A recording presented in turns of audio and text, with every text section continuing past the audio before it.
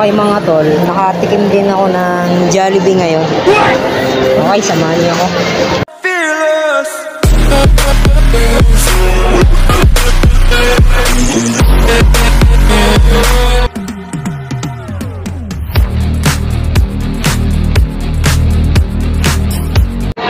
Okay mga tol, kakatapos ko lang kumain ngayon. Okay, break time ko. Samahan niyo ako hanggang mamaya.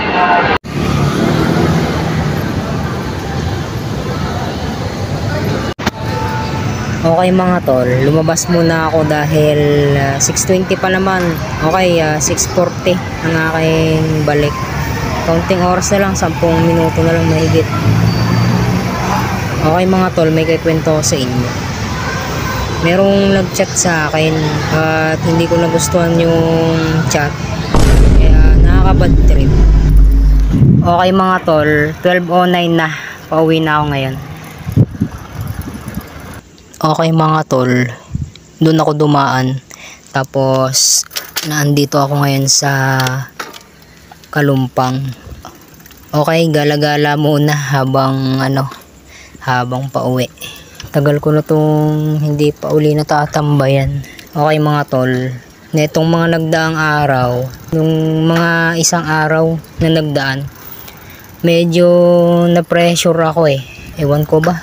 May nag-chat sa akin kasi, tapos parang hindi ako nagandahan dun sa chat niya.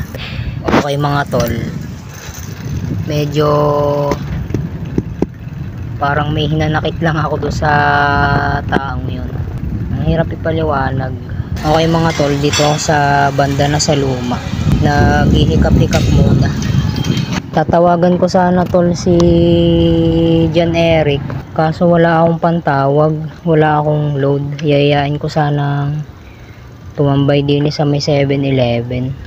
Okay mga tol, dito na ako sa may P. Burgos. Nag-iisip kasi ako kung saan ako kakain eh. Hindi ko lang alam kung may kanin dun sa tutulugan ko. Okay mga tol, hinihintay ko pa yung message ni John Eric, hinihintay ko pa yung reply niya. Bala ko sanang tambay kami sana din sa 7-Eleven. Nakatingin si Mamay. Nagbablog lang po ako. Okay mga tol, nakarating ako dito sa kakaisip kung saan ako kakain. Okay, nag-reply na nga pala si John Eric mga tol at sabi saan daw kami. Sabi ko sa may doon na lang sa may 7-Eleven. Balik tayo mga tol doon.